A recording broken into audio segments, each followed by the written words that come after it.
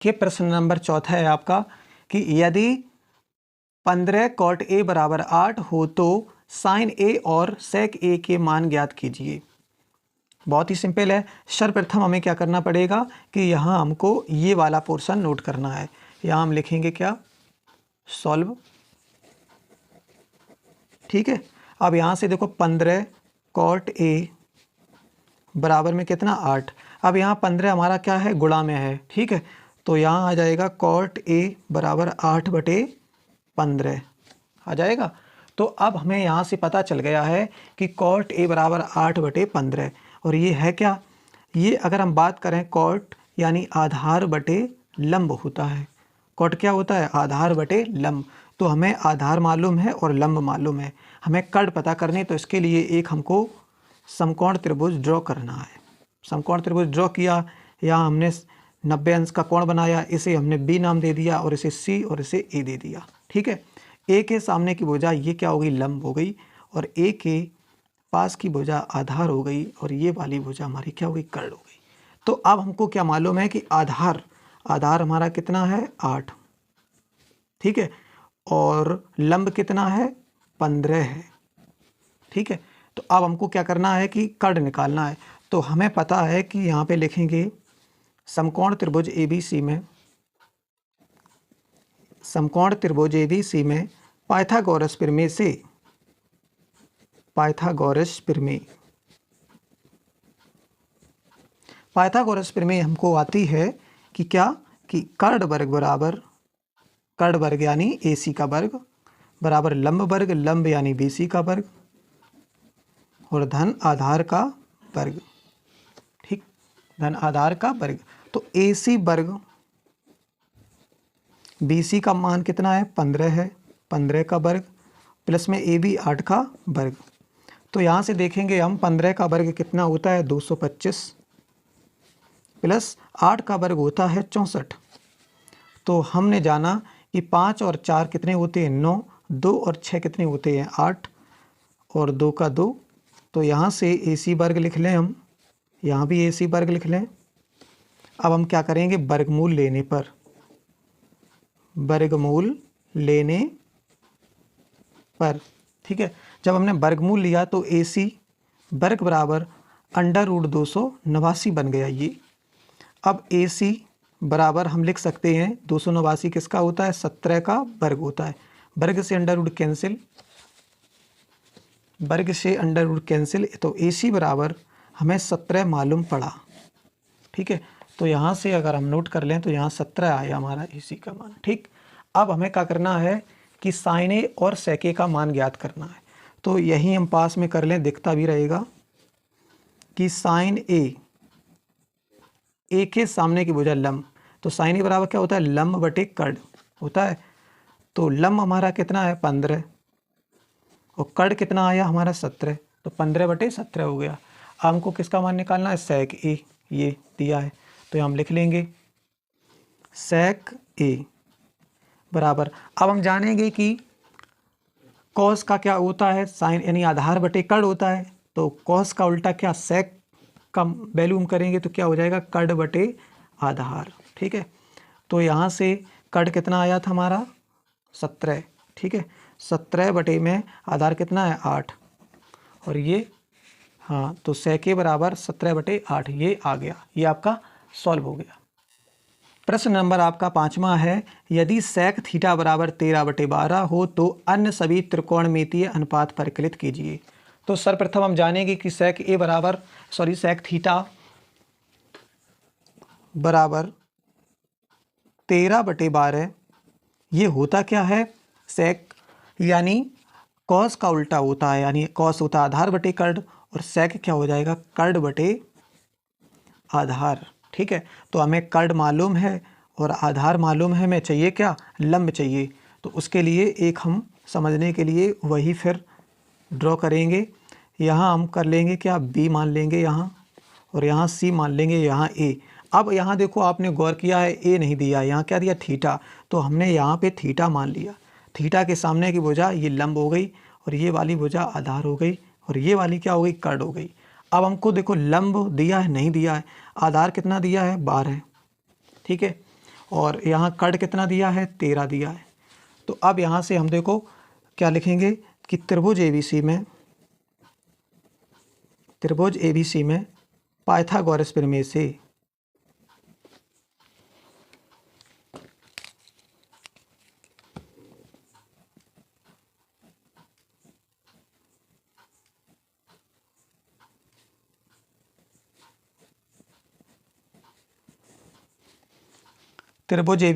Pythagoras प्रमेय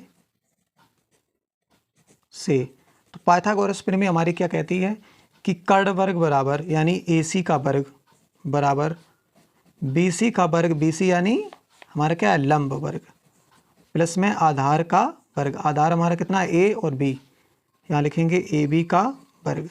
अब इनकी वैल्यू पुट करेंगे, यहाँ कितना है AC का मान कितना है 13 का वर्ग, BC हमसे पूछा है BC का वर्ग, प्लस AB कितना दिया है 12 का वर्ग। अब हमको BC का मान चाहिए तो हम BC को एक साइड लिखते हैं, BC का वर्ग बराबर 13 का वर्ग कितना होता है, यहाँ ऐसे लिख लो एक बार, 13 का वर्ग माइनस में 12 का वर्ग, ठीक है। पक्षांतर किया, इसे 12 को हमने इधर पक्षांतर किया तो माइनस हो गया, ठीक है। तो यहाँ देखो BC का वर्ग बराबर 13 का वर्ग कितना होता है 169 माइनस 12 का वर्ग 144, ठीक है। तो अब यहाँ से BC का वर्ग बराबर 9 में से 4 गई हमारी 5 बची, 6 में से 4 गई 2 बची, 1 में से 1 0। तो यहाँ हम लिखेंगे कि वर्गमूल लेने पर जब हमने वर्गमूल लिया तो BC बराबर कितना हो गया, 5 का वर्ग लिख सकते हैं, यहाँ ऐसे लिख दो 25, ठीक है। अब यहाँ लिख सकते हैं हम BC बराबर √5 का वर्ग, और वर्ग से अंडर रूट कैंसिल, तो यहाँ BC बराबर आपका कितना आया 5 प्राप्त हुआ हमें BC बराबर। तो हम BC बराबर क्या लिख देंगे 5। अब हमसे पूछा क्या है कि अन्य सभी त्रिकोणमितीय अनुपातों के मान ज्ञात कीजिए। तो यहाँ अन्य सभी का मतलब हो गया कि सेक का छोड़ दीजिए, आप सभी का मान यहाँ ज्ञात कर लीजिए, यानी साइन थीटा के सामने एक भुजा लंब होती है। तो अब A ना लिख के यहाँ क्या लिखेंगे, साइन थीटा बराबर क्या होता है लंब बटे कर्ण, और लंब हमारा कितना है 5 और कर्ण कितना है 13, ये आ गया। अब आइए कॉस का, कॉस थीटा बराबर क्या होता है आधार बटे कर्ण, आधार हमारा कितना है 12 सेंटीमीटर, सॉरी 12 है, खाली सेंटीमीटर नहीं है, ठीक है। कॉस थीटा बराबर आधार बटे कर्ण, आधार कितना है 12 और कर्ण कितना है 13, ये आ गया। अब आइए टेन थीटा बराबर लंब बटे आधार, लंब हमारा कितना है 5 और आधार कितना है 12, ये प्राप्त हो गया। अब आइए कॉट, कॉट थीटा बराबर क्या होता है आधार बटे लंब, यानी टेन का उल्टा, तो 12 बटे 5 हो जाएगा, ठीक। अब सेक तो हमें दिया ही है इन्होंने, कोसेक, कोसेक थीटा बराबर क्या होता है साइन का उल्टा होता है, साइन का अगर लंब बटे कर्ण है तो कोसेक का होगा कर्ण बटे लंब। तो कर्ण हमारा कितना है 13 और लंब कितना है हमारा 5, तो ये शेष त्रिकोणमितीय अनुपात आ गई। 5वां प्रश्न हल। आपका प्रश्न नंबर 6वां है कि यदि कोण A और कोण B न्यून कोण हो जहां cos A बराबर cos B, तो दिखाइए कि कोण A बराबर कोण B। तो अब हम सर्वप्रथम क्या करते हैं, इन्होंने ये कहा है कि कोण A कोण B न्यून कोण है। तो न्यून कोण किसे कहते हैं, वह कोण जो 90 अंश से कम हो उसे न्यून कोण कहते हैं।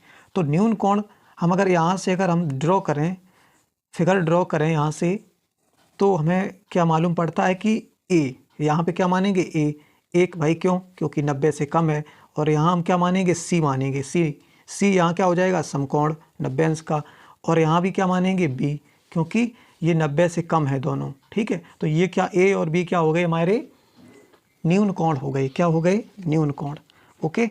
अब हमें क्या करना है कि यहाँ से जो चीज़ दी है हम उसे पहले नोट कर लेंगे। तो यहाँ हमें देखो क्या है कि हमने यहाँ लिखे माना कोण C बराबर 90 अंश और कोण A is less than 90 angle, यानी जो कोण A का मान वो 90 से कम है, अर्थात न्यून कोण है। क्या है न्यून कोण, यहाँ लिख दो न्यून कोण।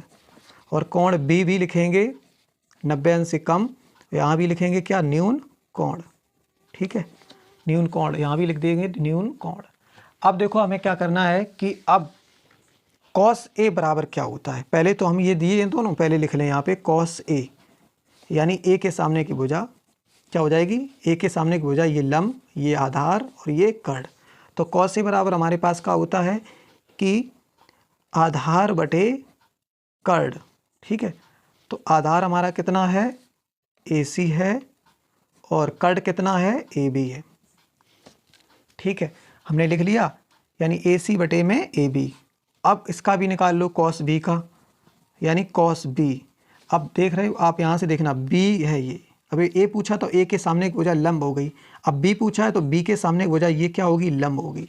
तो लंब और फॉर्मूला कौन सा, देखो पहले हम जाने कॉस B बराबर आधार बटे कर्ण होता है। तो अब B के लिए आधार कौन बनेगा, ये B है, B के लिए आधार ये बनेगा, ये वाला BC बनेगा, क्या बनेगा, BC। ठीक है, और सामने वाली भुजा क्या बनेगी हमारी, लंब इसके B के सामने की भुजा लंब बनेगी, और ये क्या बनेगी, कर्ण बनेगी। तो यहाँ क्या लिखेंगे हम, AB, यानी तो इस कंडीशन और इस A और B के कंडीशन में दोनों का कर्ण यही रहेगा। ठीक है, तो अब हम क्या, ये जो हमें दिया है इसे हम यहाँ कॉपी करेंगे। यहाँ लिखेंगे हम कि कॉस A बराबर में कॉस B। ठीक है, कॉस A बराबर में कॉस B। तो अब यहाँ देखो कॉस A का मान हमारे पास कितना दिया है, AC बटे में AB, बराबर कॉस B का मान BC बटे में AB दिया है। अब यहाँ अगर आप देख रहे हैं बराबर में कोई चीज़ हो, ठीक है, तो ये दोनों क्या हो गए, कैंसिल हो गई। तो हमारे पास क्या बचा कि AC बराबर BC बचा, क्या बचा, AC बराबर BC। अब आपने एक कंडीशन पढ़ी होगी कि त्रिभुज ABC में दो भुजाएं बराबर ज्ञात हों। देखो आप पता है आपको कि त्रिभुज ABC में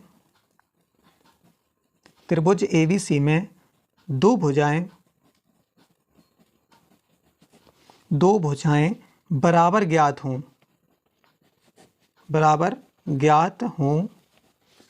दो भुजाएं बराबर ज्ञात हों, तो उनके सम्मुख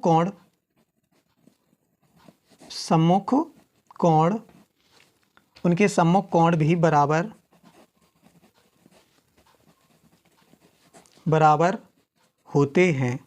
ठीक है, बराबर होते हैं। अब अर्थात क्या लिखेंगे हम, कोण A बराबर कोण B। यही हमको क्या करना था, सिद्ध करना था, हैंड्स प्रूफ।